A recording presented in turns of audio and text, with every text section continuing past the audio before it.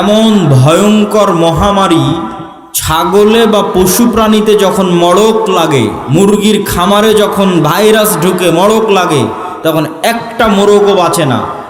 এরকম ভয়ঙ্কর মহামারীতে পৃথিবী সাফ হয়ে যাবে। পৃথিবীতে যা মানুষ বেঁচে আছে তার অনেক অল্প মানুষ বেঁচে থাকবে। তো রাসূল সাল্লাল্লাহু আলাইহি ওয়াসাল্লামের মৃত্যুর পর থেকে নিয়ে আজ পর্যন্ত অসংখ্য মহামারী হয়েছে।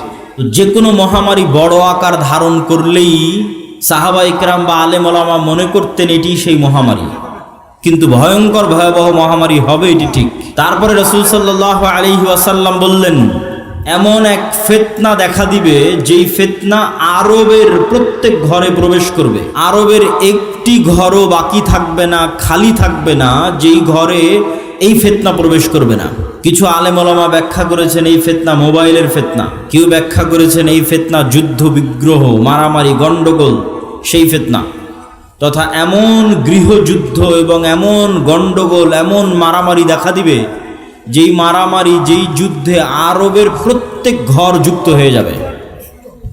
আরবের একটি ঘরও মুক্ত থাকবে না, পৃথিবীর সব ঘর নয়, আরবের প্রত্যেক ঘর যুক্ত হয়ে যাবে। তারপর রাসূল সাল্লাল্লাহু আলাইহি ওয়াসাল্লাম বললেন, সুম্মা হুদনাতুন বাইনাকুম ওয়া বাইনার রোম, তারপর একটা চুক্তি হবে, ঐতিহাসিক চুক্তি তোমাদের মধ্যে আর রোমানদের মধ্যে।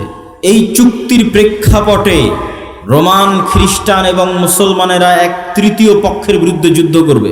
সেই তৃতীয় পক্ষের বিরুদ্ধে যুদ্ধে মুসলমান এবং খ্রিস্টানেরা বিজয়ী হবে। তারপরে কোনো একজন খ্রিস্টান ক্রুশ উঁচিয়ে ধরে বলবে, এটার কারণে আমরা বিজয় হয়েছি।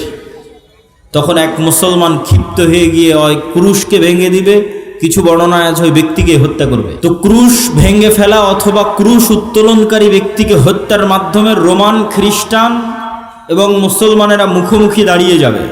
আর রোমান খ্রিস্টানদের সাথে মুসলমানদের এই যুদ্ধ হবে পৃথিবীর ইতিহাসের সবচেয়ে ভয়াবহ যুদ্ধ। মালহামা নামটি এখন অনেক পরিচিত, আর ইংরেজিতে আরমাগেডন নামটি অনেক পরিচিত। বাইবেলের প্রফেসি অনুযায়ী শেষ জামানায় এক ভয়ঙ্কর যুদ্ধ হবে, যেটিকে তারা বলে আরমাগেডন, ভয়ঙ্কর যুদ্ধ। ওইটারই ইসলামিক টার্মিনোলজি পরিভাষা অনেকেই মনে করে যে আল মালহামা বা আল মালহামা আল কুবরা, ভয়ঙ্কর যুদ্ধ। যেই যুদ্ধের মতো ভয়ঙ্কর যুদ্ধ অতীতে কোনোদিন হয়নি, পরে ভবিষ্যতে আর কোনোদিন হবে না। এই যুদ্ধটা কাদের কাদের মধ্যে সংঘটিত হবে? খ্রিস্টান রোমানদের মধ্যে এবং মুসলমানদের মধ্যে। রাসূলুল্লাহ সাল্লাল্লাহু আলাইহি ওয়াসাল্লামের ভাষা অনুযায়ী সেই দিন খ্রিস্টানেরা একত্রিত হবে তাহতা সামানিনা রায়া, ৮০টি পতাকার অধীনে। তাহতা কুল্লি রায়াতিন, প্রত্যেক পতাকার অধীনে ইসনা আশারা আলফ, ১২,০০০ করে সেনাবাহিনী থাকবে, যোদ্ধা, ফাইটার। তো ৮০টি পতাকার অধীনে ১২,০০০ করে সেনাবাহিনী থাকলে ক্যালকুলেটরে চাপলে দেখবেন প্রায় ৯.৫ লক্ষ থেকে ১০ লক্ষ মানুষ নয়, শুধু যোদ্ধা, তথা ১০ লক্ষ যোদ্ধা একত্রিত হবে মুসলমানদের বিরুদ্ধে যুদ্ধ করার জন্য। রাসূল সাল্লাল্লাহু আলাইহি ওয়াসাল্লাম এই যুদ্ধের জায়গার নামও বলে দিয়েছেন, বলেছেন লা তাকুমুস সাআ, ততদিন কিয়ামত হবে না যতদিন না হাত্তা তুকাতিলুনার রোম, যতদিন না তোমরা রোমানদের বিরুদ্ধে যুদ্ধ করেছো বিল আমাক আও বিদাবিক, আমাক এবং দাবেক নামক জায়গায় যতদিন না তোমরা রোমানদের বিরুদ্ধে যুদ্ধ না করেছো ততদিন কিয়ামত হবে না। তো এই আমাক এবং দাবেক নামক জায়গাটি বর্তমান সিরিয়া এবং তুরস্কের সীমান্তবর্তী অঞ্চল। সিরিয়ার সীমান্তবর্তী ইদলিব, আলেপ্পো, আরবিতে বলে হালব, ইংরেজিতে বলে আলেপ্পো। এই হালব বা আলেপ্পোর হচ্ছে তুরস্কের সাথে লাগানো একটি সিরিয়ার শহর। এই সীমান্তবর্তী অঞ্চলেই এই জায়গাগুলো আছে মর্মে যারা ইতিহাসবিদ, যারা মানচিত্র নিয়ে গবেষণা করেন তাদের দাবি, আল্লাহু আলাম। এই যুদ্ধের ভয়াবহতা বলতে গিয়ে রাসূলুল্লাহ সাল্লাল্লাহু আলাইহি ওয়াসাল্লাম বললেন, সেই দিন এই যুদ্ধে এত মানুষ মারা যাবে। আর এক বর্ণনা অনুযায়ী এই যুদ্ধ প্রায় ৪ দিন ব্যাপী চলবে। পঞ্চম অথবা ষষ্ঠতম দিনে গিয়ে বিজয় হবে, অথবা চতুর্থ। তো ৪ দিন যুদ্ধ চলবে। প্রথম ৩ দিন ফলাফল ছাড়াই যুদ্ধ শেষ হবে, শুধু মৃত্যু আর লাশ, লাশের সারি আর মৃত্যু। আর চতুর্থতম, পঞ্চমতম অথবা ষষ্ঠতম দিনে গিয়ে বিজয় নির্ধারণ হবে মুসলমানদের। লাশের সংখ্যা এবং সারি বলতে গিয়ে রাসূল সাল্লাল্লাহু আলাইহি সাল্লাম বলেছেন যে একটি পাখি যদি আকাশে উড়ে তাহলে ১ মাস উড়লেও মানুষের লাশ যেহেতু শেষ হবে না, লাশের দুর্গন্ধ যেহেতু শেষ হবে না, সেহেতু পাখি দুর্গন্ধমুক্ত ফাঁকা জায়গায় বসতেও পারবে না। পাখি পড়ে মারা যাবে, তবুও কোনো ভালো বসার মতো ফাঁকা জায়গা পাবে না 1 মাস উড়লেও। তাহলে এখান থেকে একটা পাখিকে উড়িয়ে দিলে 1 মাসে সে যতদূর যাবে, এই পুরো এরিয়া যদি চতুর্দিক থেকে মাপা হয় তো দেখা যাবে সবই লাশ। তাহলে কত লক্ষ কত কোটি মানুষের লাশ হতে পারে আল্লাহু আলাম। রাসূল সাল্লাল্লাহু আলাইহি ওয়াসাল্লাম বলছেন, গনিমতের বন্টনে কেউ সন্তুষ্ট হবে না। কেন? ওয়ারিসই নাই। সন্তুষ্টি কেমনে হবে? ওয়ারিস নাই। ওয়ারিস নাই কেন? এক বংশে যদি 100 জন সদস্য থাকে তো 99 জনই মারা যাবে, একজন বেঁচে থাকবে, তাহলে তো কোনো ওয়ারিস নাই। যেহেতু কোনো ওয়ারিস নাই সেহেতু কোনো আনন্দ নাই। তো গনিমতের মাল বন্টনে আনন্দ হবে না, কেননা ওয়ারিস বিহীন হবে সবাই। পুরো বংশের সব মারা যাবে, একজন বেঁচে থাকবে। রাসূলুল্লাহ সাল্লাল্লাহু আলাইহি ওয়াসাল্লাম এই মালহামা বা এই ভয়ঙ্কর যুদ্ধ এটির বর্ণনা দিতে গিয়ে বলেন, মুসলমানেরা সেই দিন 3 ভাগে বিভক্ত হবে। সুলুসুন ইয়াহজিমু, 3 ভাগের 1 ভাগ যুদ্ধের মাঠ থেকে পালিয়ে যাবে। লা ইয়াতুবুল্লাহু আলাইহিম আবাদান, আল্লাহ সুবহানাহু ওয়া তাআলা এদের তওবা কোনোদিন কবুল করবেন না। ইসলামে কবিরা গুনাহের যে লিস্ট আছে, তালিকা আছে, এই কবিরা গুনাহের তালিকায় শিরক সবচেয়ে বড়। তারপরে বিভিন্ন হাদিসে আছে পিতামাতার অবাধ্যতা, বিভিন্ন হাদিসে আছে নিরপরাধ মানুষকে হত্যা, বিভিন্ন হাদিসে আছে প্রতিবেশীর স্ত্রীর সাথে জেনা। এই যে কবিরা গুনাহ, সবচেয়ে বড় কবিরা গুনাহের যে তালিকা, এই সবচেয়ে বড় কবিরা গুনাহের যদি সর্বোচ্চ 10টা তালিকা করা হয়, তার একটা জিহাদের মাঠ থেকে পলায়ন করা। কিন্তু কবিরা গুনাহ যত বড়ই হোক, তওবা আছে, শিরকেও তওবা আছে যতক্ষণ শ্বাস আছে। সব অধিকাংশ সাহাবী তো মুশরিক থেকে ইসলাম গ্রহণ করেছে, শিরক করে তারপরে যে ইসলাম গ্রহণ করেছে। এখনো যারা ইসলাম গ্রহণ করেছে তো শিরক থেকে ইসলাম গ্রহণ করেছে। তাহলে শিরকের তওবা নাই মানে মৃত্যুর পরে কিয়ামতের মাঠে আল্লাহ চাইলে স্বেচ্ছায় এমন অনেক গুনাহ বান্দার মাফ করে দিতে পারে যেটার তওবাই ও করেনি। বুঝাতে না পারলে এটা আমার ব্যর্থতা। এমন অনেক গুনাহ আমরা করেছি যেটার তওবা আমরা করিনি, ইস্তেগফার করিনি, ক্ষমা চাইনি, তাও আল্লাহ ওই গুনাহ তার দয়ায় মাফ করে দিতে পারেন কিয়ামতের মাঠে। কিন্তু ওই যে দয়ায় মাফ করে দিবেন কিয়ামতের মাঠে আল্লাহ, ওই লিস্টে শিরক থাকবে না। এটা হলো শিরকের গুনাহ আল্লাহ ক্ষমা করবেন না। যে বান্দা যদি লাউ আতাইতুম, তুমি যদি আসো বিকরাবিল আরদি খাতায়া, আসমান জমিন পূর্ণ গুনাহ নিয়ে, তাহলে আমি আল্লাহ আসমান জমিন পূর্ণ ক্ষমা নিয়ে উপস্থিত হব। তো এই যে আসমান জমিন পূর্ণ গুনাহের কোনো গুনাহ আপনি জানেন, কোনো গুনাহ ভুলে গেছেন, কোনোটার তওবা করেছেন, কোনোটা করেননি, তাও আল্লাহ দয়া করে মাফ করে দিবে। কিন্তু করবেন না কোনটা? শিরক। কিন্তু যতক্ষণ শ্বাস আছে ততক্ষণ সব গুনাহের ক্ষমা আছে, শিরকেরও ক্ষমা আছে। তো রাসূল সাল্লাল্লাহু আলাইহি ওয়াসাল্লাম বলছেন, যারা ওই যুদ্ধের মাঠ থেকে পলায়ন করবে এদের তওবা কবুল হবে না। 3 ভাগের 1 ভাগ সুলুসুন, 3 ভাগের 1 ভাগ শহীদ হয়ে যাবে আল্লাহর রাস্তায়। রাসূল সাল্লাল্লাহু আলাইহি ওয়াসাল্লাম বলছেন, তারা হচ্ছেন আফজালু শুহাদাইল আরজ, পৃথিবীর সর্বশ্রেষ্ঠ শহীদ। আল্লাহু আকবার। তারপরে বলছেন 3 ভাগের বাকি 1 ভাগ, 1 ভাগ তো পালিয়ে গেল, 1 ভাগ মরে শেষ, আর 1 ভাগ তারা বিজয়ী হবে। এরা বিজয়ী হওয়ার পর এই বিজয়ী দল ইয়াফতাতিহুনাল কুসতুনতুনিয়া, কনস্টান্টিনোপল বিজয় করবে। এই কনস্টান্টিনোপল কুসতুনতুনিয়া হচ্ছে আজকের তুরস্কের ইস্তাম্বুল, যেটা দীর্ঘদিন তুরস্কের রাজধানী ছিল। এখন রাজধানী আঙ্কারা, কিন্তু ইস্তাম্বুল সবচেয়ে ঐতিহাসিক শহর। সুলতান মুহাম্মদ আল ফাতেহ ইস্তাম্বুলকে বিজয় করেছিলেন। কিন্তু হাদিসের ভাষায় বোঝা যাচ্ছে কিয়ামতের পূর্ব মুহূর্তে, দাজ্জাল প্রকাশের পূর্ব মুহূর্তে পুনরায় মুসলমানেরা তুরস্ক বিজয় করবে, তথা মুসলমানদের বর্তমান যে তুরস্ক মুসলমানদের হাতে আছে, এটি মুসলমানদের হাতে নাও থাকতে পারে। না হলে কনটেক্সট মিলানো কঠিন যে কিয়ামতের পূর্ব মুহূর্তে মুসলমানেরা তুরস্ক কিভাবে বিজয় করবে। এই ঘটনারই ধারাবাহিকতায় আরেক হাদিসে, আমি কিন্তু এক হাদিস বলতেছি না, বিভিন্ন হাদিস থেকে যুক্ত করতেছি। আরেক হাদিসে রাসূলুল্লাহ সাল্লাল্লাহু আলাইহি ওয়াসাল্লাম বলেন, ততদিন পর্যন্ত কিয়ামত হবে না যতদিন না বানু ইসহাকের 70,000 মানুষ, ইসহাক আলাইহিস সালাতু ওয়াস সালামের বংশের, ইব্রাহিম আলাইহিস সালাতু ওয়াস সালামের বংশের 70,000 মানুষ যতদিন না এমন এক শহরে যুদ্ধ করছে, মাদিনাতুন, এমন এক শহরে যুদ্ধ করছে, জানিবুহাল বার ওয়া জানিবুহাল বাহর, যার এক পাশে সমুদ্র আর এক পাশে সমতল। কোন শহর? আলেম ওলামা মতভেদ করেছেন। কেউ বলেছেন এটি ইতালির রাজধানী রোম, কেউ বলেছেন এটি তুরস্কের ইস্তাম্বুল, কুসতুনতুনিয়া, কনস্টান্টিনোপল। ইতালির রাজধানী রোম হওয়ার পক্ষে আর একটা জয়ীফ হাদিস আছে। যে রাসূল সাল্লাল্লাহু আলাইহি ওয়াসাল্লামকে জিজ্ঞেস করা হচ্ছে যে উম্মতে মুহাম্মাদি কোন শহর আগে বিজয় করবে কিয়ামতের পূর্ব মুহূর্তে, কুস্তুনতুনিয়া না রোমিয়া, কিন্তু হাদিসের সানাদ দুর্বল। তো এমন এক শহর, যেই শহরের কিন্তু এখন যেটা অনুবাদ করতেছি এটা সহিহ বুখারী মুসলিমের হাদিসগুলো অনুবাদ করতেছি, যেগুলো আমি পূর্ণ অনুবাদ করতেছি এগুলো, তথা কিয়ামতের পূর্ব মুহূর্তে যা ঘটবে তার সবচেয়ে বিশুদ্ধ যেগুলো হাদিস। রাসূল সাল্লাল্লাহু আলাইহি ওয়াসাল্লাম বললেন এমন এক শহর বিজয় করবে বানু ইসহাকের, ইব্রাহিম আলাইহিসসালাতু ওয়াসসালাম, ইসহাক আলাইহিসসালাতু ওয়াসসালামের বংশের ৭০,০০০ মানুষ, যেই শহরের এক পাশে সমুদ্র আর এক পাশে সমতল, কিন্তু ওই যুদ্ধ হবে বিদুন সিলাহ, লা ইয়ারমুনা আইয়ু সাহমিন, না তারা কোনো তীর নিক্ষেপ করবে না তরবারি চালাবে, কোনো অস্ত্র ছাড়া বিজয় হবে। কিসের মাধ্যমে বিজয় হবে? তারা শুধু মুখে উচ্চারণ করবে লা ইলাহা ইল্লাল্লাহু আল্লাহু আকবার। এই এক তাকবীর ধ্বনিতে শহরের এক দেওয়াল পড়ে যাবে, দ্বিতীয় তাকবীর ধ্বনিতে শহরের দ্বিতীয় দেওয়াল পড়ে যাবে, তৃতীয় তাকবীর ধ্বনিতে শহরের তৃতীয় দেওয়াল পড়ে যাবে।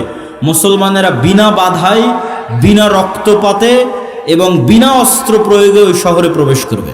তো যদি এটি কুস্তুনতুনিয়া হয় তাহলে এই যে আগের ঘটনার ধারাবাহিকতায়, আগে যে ভয়ঙ্কর মালহামা হলো, এই যে লক্ষ লক্ষ কোটি কোটি মানুষ মারা গেল, তারপরে মুসলমানেরা বিজয় হলো, খ্রিস্টানরা পরাজয় হলো, এই সেনাবাহিনী এবার যখন সিরিয়া এবং তুরস্কের সীমান্তবর্তী অঞ্চল থেকে বিজয় অভিযান নিয়ে রওনা দিবে ইস্তাম্বুল কুস্তুনতুনিয়া বরাবর, তখন ইস্তাম্বুলে প্রবেশ করতে তাদের আর আলাদা কোনো অস্ত্র প্রয়োগ করতে হবে না।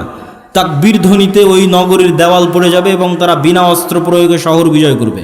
অথবা ওই আগের হাদিসে কুস্তুনতুনিয়া বিজয় হয়ে গেছে, কুস্তুনতুনিয়া বিজয়ের পর এই বিজয় কাফেলা চলতেই থাকবে। ম্যাপ চেক করলে বুঝবেন, চলতে চলতে চলতে পৌঁছে যাবে ইতালির রাজধানী রোমে। যখন ইতালির রাজধানী রোমে পৌঁছবে তখন আর এখানে কোনো অস্ত্র প্রয়োগ করতে হবে না, তাকবীর ধ্বনিতে শহর বিজয় হয়ে যাবে। দুটের যে কোনো একটা আল্লাহ সুবহানাহু ওয়া তাআলা ভালো জানেন।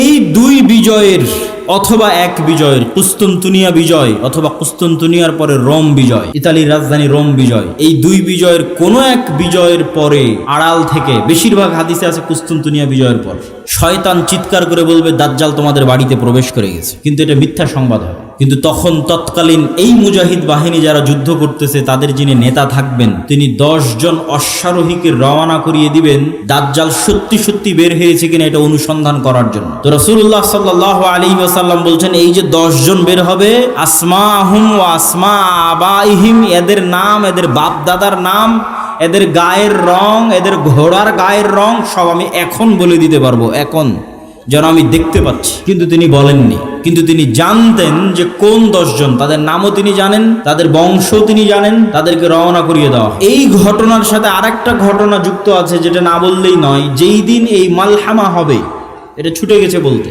সেই দিন ওই হাদিসে রাসূল সাল্লাল্লাহু আলাইহি ওয়াসাল্লাম বলছেন ইয়াখরুজু মিনাল মাদিনা খিয়ারু আহলিল আরজ, মদিনা থেকে যুদ্ধ করার জন্য সিরিয়াতে এসে রোমানদের বিরুদ্ধে যুদ্ধ করবে, এই জন্য মদিনা থেকে তৎকালীন বিশ্বের খিয়ারু আহলিল আরজ, সবচেয়ে আল্লাহওয়ালা তাকওয়াবান পরহেজগার একদল মানুষ বের হবে। আল্লাহ আকবার। তৎকালীন বিশ্বের সবচেয়ে তাকওয়াবান আল্লাহওয়ালা পরহেজগার মানুষেরা তখন মদিনায় থাকে, তাদের একটা জামাত এই যুদ্ধে অংশগ্রহণ করার জন্য মদিনা থেকে রওনা দেবে। তখন এই রোমান খ্রিস্টান এম্পায়ারের সেনাবাহিনীরা বলবে মদিনার মানুষ তোমাদের এখানে কাজ কি? খাল্লু বাইনানা ওয়া বাইনাল্লাযিনা সাবাউ মিন্না, আমাদের যুদ্ধ এই সিরিয়ার মানুষদের সাথে, তোমরা আমাদের রাস্তা ক্লিয়ার করে দাও, তোমাদের এই যুদ্ধে বাধা দেওয়ার কি দরকার? অথবা আমাদের মধ্যে থেকে আগের যুদ্ধের ধারাবাহিকতায়, মানে এর আগেও আরো অনেক যুদ্ধ হয়ে থাকতে পারে, ধারাবাহিকতায় আমাদের মধ্যে যারা তোমাদের কাছে বন্দী হয়ে আছে, বন্দী হওয়ার পর তারা তোমাদের দিন গ্রহণ করে নিয়েছে, ওদের সাথে আমাদের যুদ্ধ, তোমরা কেন ওদেরকে বাঁচাতে আসতেছো? এরকম একটা কনটেক্সট হাদিসের মধ্যে আছে। তখন মদিনার মানুষেরা উত্তরে বলবে আমরা আমাদের ভাইদেরকে একাই ছেড়ে দিতে পারি না, অতএব এই যুদ্ধে আমরা অংশগ্রহণ করবই করব। এখানে ভাইদেরকে বলতে দুটোই উদ্দেশ্য হতে পারে, সিরিয়ার মুসলমানদেরকে অথবা রোমানদের মধ্যে যারা বন্দী হয়েছিল খ্রিস্টান, পরে মুসলমান হয়ে গেছে, ওদেরকে এরা চাচ্ছে নিয়ে নিতে, যে আমরা তো আমাদের লোকজনকেই চাচ্ছি, তোমাদের কি সমস্যা? ওদেরকে বাঁচাতে এরা বলবে না, আমাদের মুসলিম ভাইদেরকে আমরা একাই ছেড়ে দিতে পারি না। তখনই যুদ্ধ। তো এবার এই যে 10 জন অশ্বারোহী রওনা দিল দাজ্জালের অনুসন্ধানে, দাজ্জালকে খুঁজতে, তখনও দাজ্জাল বের হয়নি। তো কিন্তু মুজাহিদ বাহিনী হতবিহব্বল, তটস্থ, হতভম্ব হয়ে যাবে, কেননা দাজ্জালের ফিতনা পৃথিবীর সবচেয়ে বড় ফিতনা। আদম আলাইহিস সালাতু ওয়াস সালাম যেই ফিতনায় পা দিয়ে জান্নাত থেকে বের হয়ে গেছেন, ওটাও ফিতনা। আল্লাহ বললেন এই গাছের নিকটে আসিও না, এই গাছের ফল খেও না, খেয়ে নিলেন। তো ফল খেতে নিষেধ করাটা ফিতনা, খেয়ে নিলেন, ফিতনায় পড়ে গেলেন, ফিতনা থেকে বাঁচতে পারলেন না। কাবিল হাবিলকে হত্যা করলো, এটাও ফিতনা। নূহ আলাইহিস সালাতু ওয়াস সালামের কওম আগের যুগের সৎ কর্মশীল পরহেজগার বান্দাদের মূর্তি বানিয়ে পূজা করতে লাগলো, ওটাও ফিতনা। লূত আলাইহিস সালাতু ওয়াস সালামের কওম জিনায় লিপ্ত হয়ে গেল, এটাও ফিতনা। কিন্তু এগুলো একটাও ফিতনা দাজ্জালের ফিতনার মতো বড় নয়, এটা বুঝতে হবে। দাজ্জালের ফিতনা আকবারু ফিতান আলা ওয়াজহিল আরজ।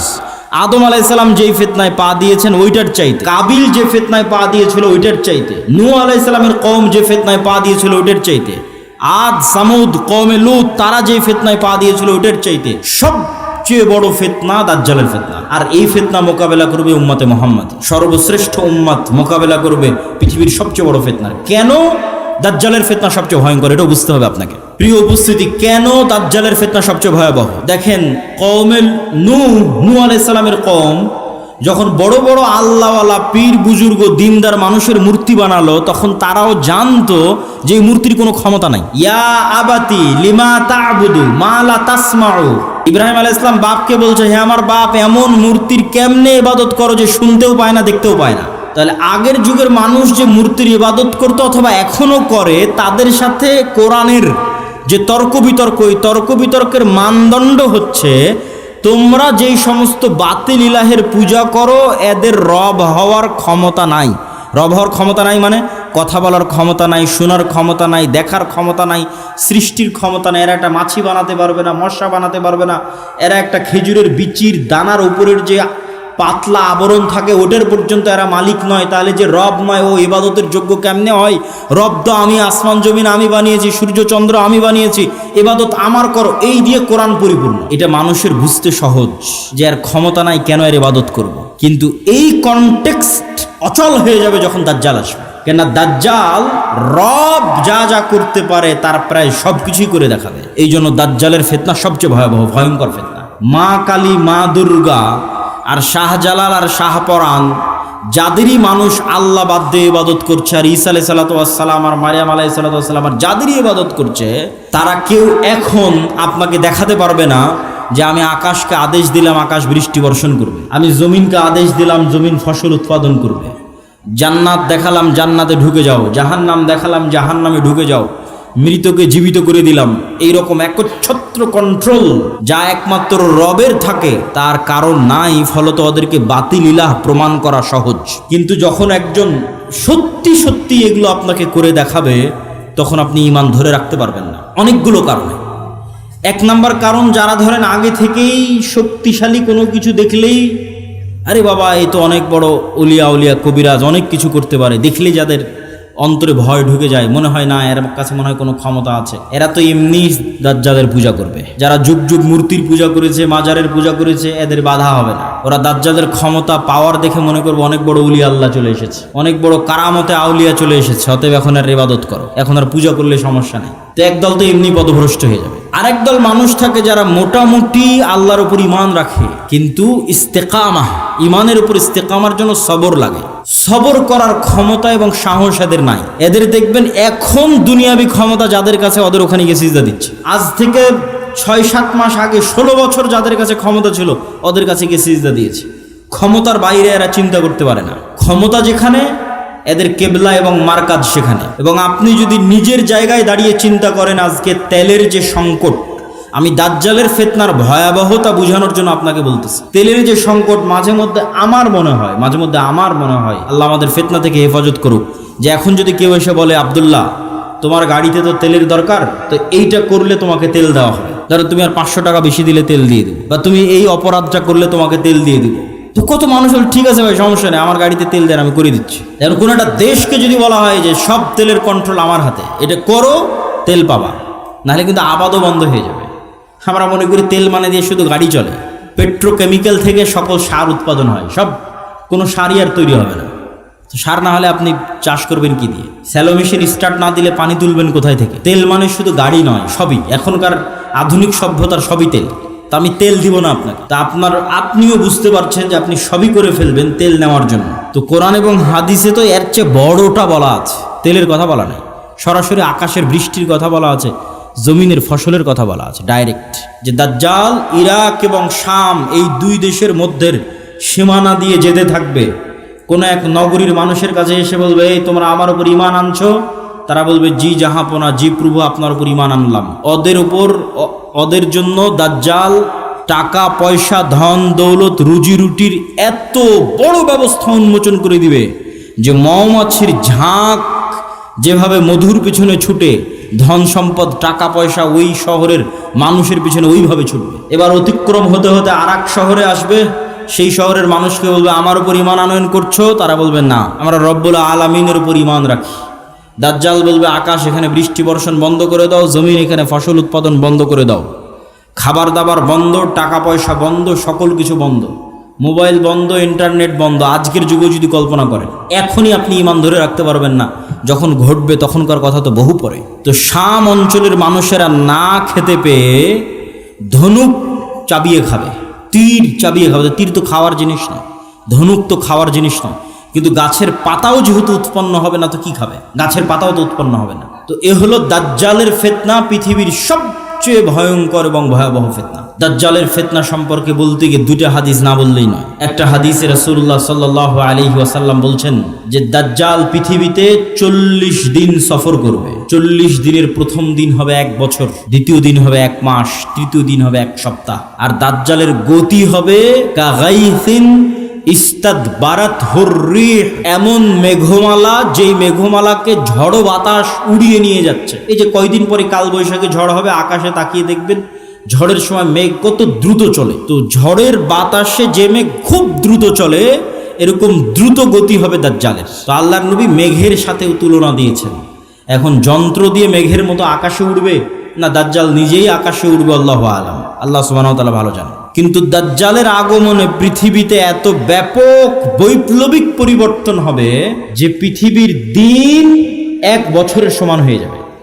এটা হঠাৎ করে আল্লাহর আদেশে, কোনো কারণ ছাড়াই আল্লাহ বলবেন দিন এখন তুমি 1 বছরের সমান হও, এরকম নয়। আল্লাহ লাতিফ, প্রত্যেকটা জিনিস ঘটনা পরম্পরায় হয়, মানুষ দেখবে এটা স্বাভাবিক।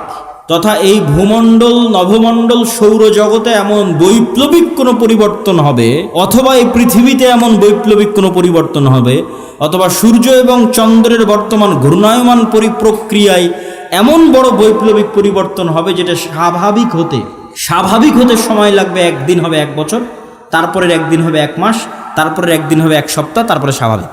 ওইটার আগে কিছু একটা ঘটবে। দাজ্জালের আগমনই ওইরকম ভয়ঙ্কর এবং ব্যতিক্রম। আল্লাহু আলাম সেটা কি হবে। দাজ্জালের বিষয়ে আরেকটি হাদিসে রাসূলুল্লাহ সাল্লাল্লাহু আলাইহি ওয়াসাল্লাম, যেটা তামিম আদ-দারির হাদিস, যারা 30 দিন সমুদ্রে লাইবা বিহিমুল মাউজ শাহরান কামিলান, সমুদ্রের ঝড়ো বাতাস এবং ঢেউ 1 মাস যাবৎ তাদেরকে কোথায় নিয়ে গেছে কোনো কন্ট্রোল ছিল না নৌকার উপর। এক দ্বীপে গিয়ে যখন নৌকা ঠেকলো, তখন দেখছে একটা প্রাণী, জীব জন্তু জানোয়ার, গরু ছাগল মহিষ যেমন জীবজন্তু জানোয়ার, এরকম জীবজন্তু জানোয়ার যার মুখ এবং পা সব এত বিশাল লোমে ঢাকা যে কোনটা মুখ আর কোনটা পিছন এটা বোঝা যাচ্ছে না, এই জানোয়ার কথা বলতেছে। তো মানুষ তো কোনোদিন দেখেনি, মানুষ ছাড়া আর পৃথিবীর কোনো জীবজন্তু জানোয়ারকে কথা বলতে। তো আরবের ওই মানুষেরা এই জানোয়ারকে কথা বলতে দেখে মনে করেছে এটা জিন, শয়তান, কিন্তু জীবজন্তু জানোয়ার। ও বলছে আনাল জাসসাস, আমি গোয়েন্দা, একটা মানুষ তোমাদের সাথে সাক্ষাতের অপেক্ষা করছে, এদিকে যাও। তো তামিম আদ-দারি বলছে আমরা যখন ওই মানুষের কাছে গেলাম, বিশাল দেহের মানুষ, এত বিশাল দেহের মানুষ আগে কোনোদিন কখনো দেখিনি। তো দাজ্জালের বিশাল দেহের হওয়াটা কি ব্যতিক্রম কিছু? ব্যতিক্রম কিছু নয়। আমরা এখন 5 ফিট 5 ইঞ্চি 6 ফুট হয়ে গেছি, কিন্তু আদি পিতা আদম আলাইহিস সালাম তো আর 5 ফিট ছিলেন না। আদম আলাইহিস সালাম ছিলেন 60 দেরা, 60 হাত, 60 গজ, 40 মিটার, প্রায় 10 তলা 15 তলার সমান উঁচু। তাহলে এখন যদি আদম আলাইহিস সালাম আমার সামনে উপস্থিত হয়, তাহলে আমি তো আশ্চর্য হয়ে যাবো, কারণ এই বিশাল দেহের মানুষ তো আমি কোনোদিন দেখিনি। তাহলে দাজ্জাল বিশাল দেহের হবে, এটা ব্যতিক্রম নয়, কেননা দাজ্জাল তো আদমেরই সন্তান, মিন উলদে আদম, আদমের সন্তান। তো তার হাত, তার হাঁটু এবং তার কাঁধ এমন শক্ত করে বাঁধা আছে। আমরা তাকে জিজ্ঞেস করলাম তুমি কে? সে বলে আমার পরিচয় তোমরা জানবেই, তোমরা বলো তোমরা কারা। তা আমরা আমাদের পুরো ঘটনা বললাম। এবার দাজ্জাল 4টা প্রশ্ন করেছে। নাখাল বাইসান, আইনে জোগার, বহাইরা তাবারিয়া, নাবিয়ুল উম্মিয়িন, বহাইরা তাবারিয়া, sea of Galilee, lake of Tiberias, নাখলে বাইসান, বাইত শিয়ান, আর আইনে জোগার, স্প্রিং অফ জোয়ার। আর নবিউল উম্মিয়িন, পড়ালেখা জানে না, লিখতে জানে না, পড়তে জানে না, এমন নবী। আমাদের নবী মুহাম্মদ সাল্লাল্লাহু আলাইহি ওয়াসাল্লাম লিখতেও জানতেন না, পড়তেও জানতেন না। উনি দেখে যে পড়বেন এটা জানতেন না, কোরআন মুখস্থ করেছিলেন। প্রিয় উপস্থিতি, তো দাজ্জাল তাদেরকে এই যে চারটে জিজ্ঞেস করলো, চারটে জিজ্ঞাসার প্রথম তিনটে জিজ্ঞাসার সাথে পানি কানেক্টেড আছে, পানি এবং চাষ কানেক্টেড আছে। সি অফ গ্যালিলি, পানির উৎস, বহায়রা তাবারিয়া, ইসরায়েলের সীমানার মধ্যে। এখন এটা ইসরায়েলের সীমানার মধ্যে। বাইবেলের প্রফেসি অনুযায়ী তথা বাইবেলের বর্ণনা অনুযায়ী ঈসা আলাইহিস সালাতু ওয়াস সালাম যত মুজিজা দেখাতেন সব এই সাগরে, এই সাগরের আশেপাশে, এই লেক, এই হ্রদ, এই খালের আশেপাশে। তো দাজ্জাল বলছে একদিন এখানে পানি থাকবে না। এখন পানি দাজ্জাল আসার আগেই শেষ হবে, সেটা ঠিক না, আসলে না, দাজ্জাল আসার শেষ হবে না।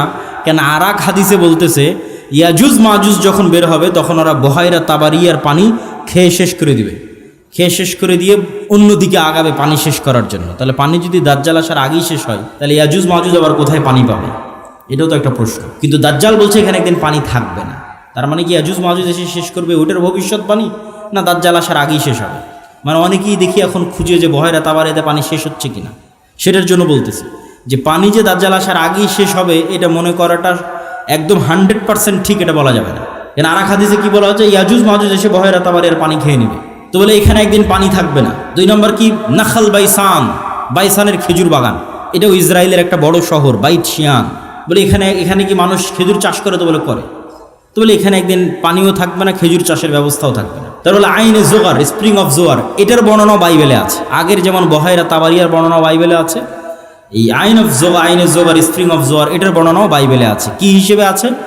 লূত আলাইহিস সালাতু ওয়াস সালাম যেখানে ছিলেন ওই শহরটা যখন আল্লাহ ধ্বংস করে দিলেন, যে লূত আলাইহিস সালাতু ওয়াস সালামকে যেখানে তিনি আশ্রয় দিলেন সেখানে তার জন্য পানির ব্যবস্থা, অথবা যে জায়গায় তিনি আশ্রয় নিয়েছিলেন সেই জায়গা হচ্ছে স্প্রিং অফ জোয়ার। এই জন্য ওই বহায়রা তাবারিয়ার স্প্রিং অফ জোয়ার, আইনে জোগার, এই দুটেই খ্রিস্টানেরা ব্যাপক হারে দেখতে যায়, ভিজিট করতে যায়। তো এখান থেকে আমাদের জানার বিষয় কি, এই হাদিস থেকে জানার বিষয় হচ্ছে দাজ্জাল প্রশ্ন করেছে একটা নির্দিষ্ট জায়গায়, যার প্রত্যেকটা এরিয়া 30-40 কিলোমিটারের মধ্যে। এই বহায়রা তাবারিয়া বলেন, আইনে জোগার বলেন, নাখাল বাইসান বলেন, এই বগুড়া জেলার মধ্যেই, মানে একটা সেম এরিয়ার মধ্যেই। তথা কিয়ামতের পূর্ব মুহূর্তের ফিতনার বর্ণনাগুলো নিশ্চিতভাবে কিয়ামতের পূর্ব মুহূর্তে যা যা হবে এগুলো মক্কা মদিনার বাইরে, মক্কা মদিনায় হবে না। মক্কা মদিনা ফিতনা মুক্ত থাকবে। কোথায় হবে? তাহলে সিরিয়াতে, শাম। শাম মানে আগে ফিলিস্তিনি বোঝানো হতো, শাম মানে আগে মসজিদে আকসাই বোঝানো হতো। শাম মানে আজকের শাম নয়, তথা মসজিদে আকসা এবং এর আশেপাশের অঞ্চল যেগুলোতে এখন ইসরায়েল, ফিলিস্তিন, জর্ডান, এই যে অঞ্চলগুলো এবং এখনকার যে সিরিয়া, সব কিছু এই অঞ্চলে হবে। দাজ্জালের এই সংক্ষিপ্ত বর্ণনা এবং দাজ্জালের ফিতনার এই সংক্ষিপ্ত বর্ণনার পরে কি হবে? ওই যে মুজাহিদ বাহিনী যারা দাজ্জালের মিথ্যে সংবাদ শুনে এবার দেমাশকে ফিরে আসবে, যুদ্ধ বিজয় অভিযান বাদ, কেন এটা ভয়ঙ্কর ফিতনা। এই ভয়ে দাজ্জাল আসলে বের হয়েছে কিনা, যুদ্ধ বাদ দিয়ে সবাই ফিরে আসবে তাদের যেটা সেন্টার, তাদের সেন্টার দামেস্ক। যুদ্ধ যদি রোম পর্যন্ত গিয়ে থাকে, ইতালির রাজধানী, ওখান থেকেও ফিরে দামেস্কে আসবে। যদি তুরস্কের রাজধানী ইস্তাম্বুল পর্যন্ত গিয়ে থাকে, ওখান থেকে ফিরে দামেস্কে আসবে। এবার দামেস্কে আসতে আসতে সত্যি দাজ্জাল বের হয়ে যাবে। এবার রিয়ালি প্রকৃত অর্থে দাজ্জাল বের হয়ে গেছে, এবং দাজ্জাল বের হওয়া মাত্রই সকল ক্ষমতা দাজ্জালের কাছে চলে যাবে। এটার বিবরণ আরেকটু পরে দিব, এখানে এটা শেষ করে নিই। তো দাজ্জাল বের হয়ে যাবে এই দামেস্কের মসজিদে ফজরের সালাতে যখন জামাত হবে, তখন এবার ঈসা আলাইহিস সালাতু ওয়াস সালাম অবতীর্ণ হবেন। কেননা দাজ্জালের ফিতনা যেই লেভেলের অলৌকিক, ওইটা মোকাবেলা করার জন্য ওই লেভেলের অলৌকিক লাগবে। তথা দাজ্জালের এই ফিতনা মোকাবেলা ওই মুজাহিদরাও করতে পারবে না যারা ইস্তাম্বুল বিজয় করেছে, রোম বিজয় করেছে, এবং কিছু কিছু হাদিসের বর্ণনা অনুযায়ী তারা ভারতও বিজয় করতে পারে। মানুষের মাথায় একটা চিত্র আগে থেকে ঢুকে আছে যে দাজ্জাল যখন বের হবে পৃথিবীতে, তখন পুরো পৃথিবী দাজ্জালের কন্ট্রোলে থাকবে। এটা ভুল কথা। দাজ্জাল যখন বের হবে তখন পুরো পৃথিবী মুসলমানদের কন্ট্রোলে থাকবে, মানে মুসলমানেরা বিজয় করে শেষ করে দিবে, সব বিজয় করে ফেলবে। মসজিদে আকসা বিজয়, ইস্তাম্বুল বিজয়, খ্রিস্টানরা তো পরাজিতই হয়ে যাবে, ইতালির রাজধানী রোম বিজয়, ভারত বিজয়, পুরো পৃথিবীতে মুসলমানদের জয় জয়কার থাকবে। হাদিস থেকে আমি যতটুকু চিন্তা ভাবনা করে দেখেছি এটাই বেশি খাপ খায়, এটাই বেশি মিলে, যে দাজ্জাল বের হওয়ার পূর্বে, ইমাম মাহদি আসার আগেই, অথবা ইমাম মাহদির সাথী, অথবা ইমাম মাহদি সহ যেটাই বলেন, দাজ্জাল এবং ঈসা ইসলাম আসার পূর্বে পৃথিবী মুসলমানদের, মসজিদ আকসা মুসলমানদের, তুরস্ক মুসলমানদের, ইতালি, পুরো ইউরোপ মুসলমানদের, ভারত মুসলমানদের, সবই মুসলমানদের। মুসলমানদের বিজয় যখন সর্বোচ্চ স্তরে এবং দাজ্জালের কোনো ষড়যন্ত্র যখন আর কাজে দিচ্ছে না, দাজ্জালের পক্ষ হয়ে পৃথিবীতে কাজ করবে এরকম কোনো বড় শক্তি আর পৃথিবীতে নাই, এবার নিজেই দাজ্জাল বের হয়ে আসবে। কেননা যারা দাজ্জালের পক্ষ নিয়ে কাজ করতে এরা সব বিপদে পড়ে গেছে, কেননা বিজয় মুসলমানদের হয়ে গেছে। তো ইহুদিরাও এক মাসিহের অপেক্ষা করতেছে, বিপদ থেকে, বিপদে পড়লে বিপদ থেকে বাঁচায় যে সে মাসিহ, মাসিহ দাজ্জাল। খ্রিস্টানেরাও ঈসা মাসিহ, বিপদে পড়লে বিপদ থেকে বাঁচায় যে সেই মাসিহ ঈসা আলাইহিস সালাম বিপদ থেকে বাঁচাবে।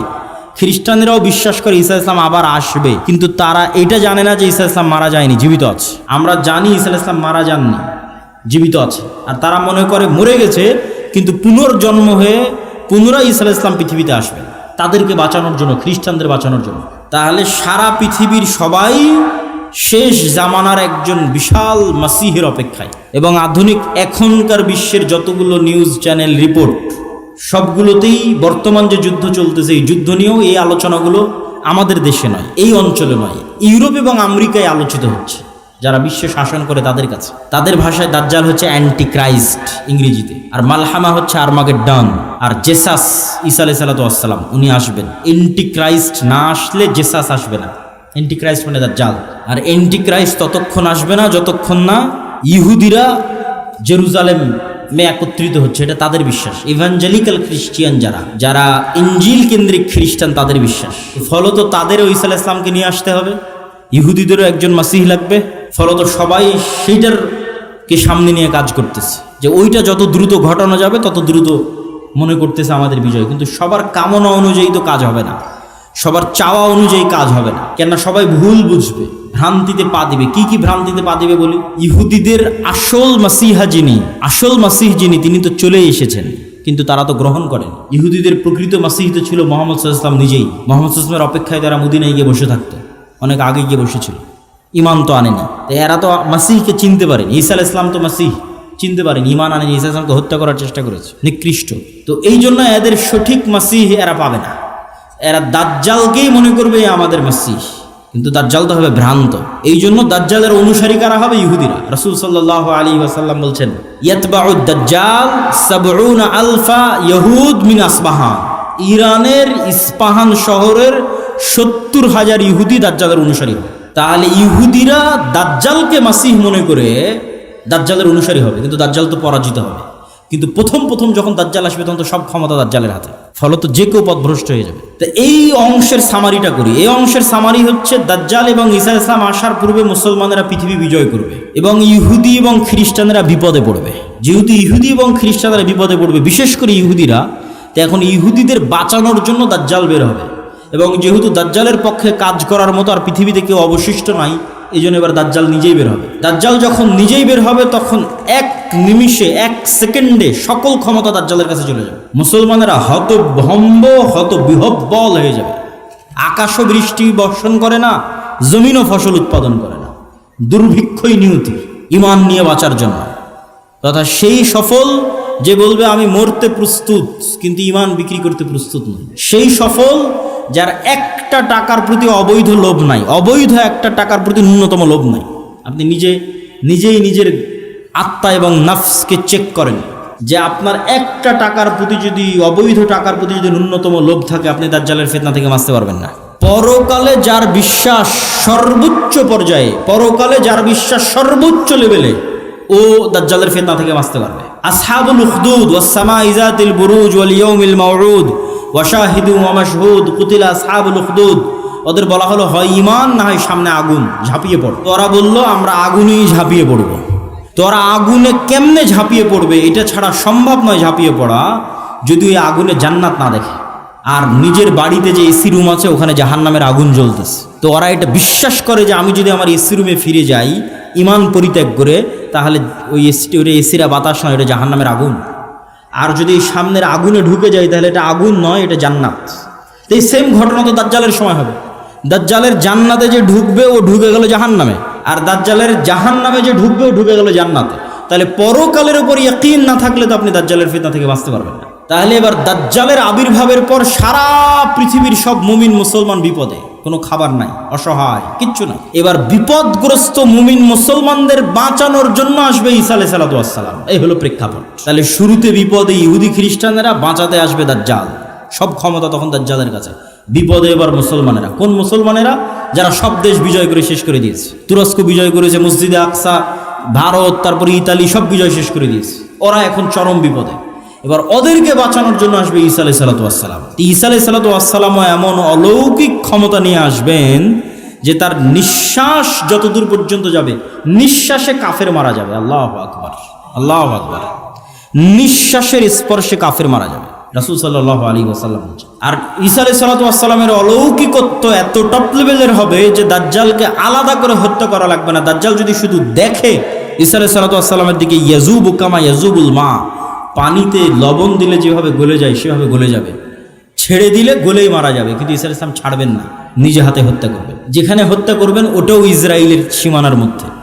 ইসরায়েলের বর্তমান রাজধানী তেল আবিব থেকে অতি নিকটে বাবে লুদ নামক জায়গায় দাজ্জালকে ঈসা আলাইহিস সালাতু ওয়াস সালাম হত্যা করবেন। তো যেই ঈসা আলাইহিস সালাতু ওয়াস সালাম এবং যেই মুমিন মুজাহিদেরা পৃথিবীর সবচেয়ে বড় ফিতনা দাজ্জালকে হত্যা করলো, তাদেরকে এবার আল্লাহ বলবে, তোমরা তো এত বড় ফিতনা মোকাবেলা করলা, এখন আমার এমন একদল বান্দা বের হবে, ইয়াখরুজু ইবাদি লা ইয়াদানি লি আহাদিন, কারো পক্ষে সম্ভব নয় যে আমার ওই বান্দাদের মোকাবেলা করে। ঈসা আলাইহিস সালাম এত বড় নবী, তিনি পৃথিবীর সবচেয়ে বড় ফিতনা দাজ্জালকে হত্যা করলেন, তাকে আল্লাহ বলছে তুমিও পারবা না। এখন যারা বের হবে, অতএব মুমিন মুজাহিদদের নিয়ে তুমি তুর পাহাড়ে আশ্রয় নাও। তাহলে ঘটনার ক্ষেত্রগুলো দেখেন। তুরস্ক এবং সিরিয়ার সীমান্তবর্তী অঞ্চল, সিরিয়ার রাজধানী দামেস্ক, মসজিদে আকসা, বাবে লুদ যেখানে দাজ্জালকে হত্যা করা হলো, তুর পাহাড়, এই এরিয়াগুলোতে এই ঘটনাগুলো ঘটতেছে। শেষ সময়ের ঘটনা এখানেই ঘটবে, শামে ঘটবে। তো তুর পাহাড়ে আশ্রয় নেওয়ার পর কারা বের হবে? ইয়াজুজ আর মাজুজ। ইয়াজুজ মাজুজের সংখ্যা কত বেশি? একটা সহিহ হাদিস বলবো আর একটা জয়ীফ হাদিস। সহিহ হাদিসে রাসূলুল্লাহ সাল্লাল্লাহু আলাইহি ওয়াসাল্লাম বললেন যে আদম আলাইহিস সালাতু ওয়াস সালামের পিঠ থেকে আল্লাহ মানুষকে বের করলেন, আদমের সকল সন্তানকে বের করে বলা হচ্ছে প্রতি 1000-এ একজন জান্নাতে, 999 জন জাহান্নামে।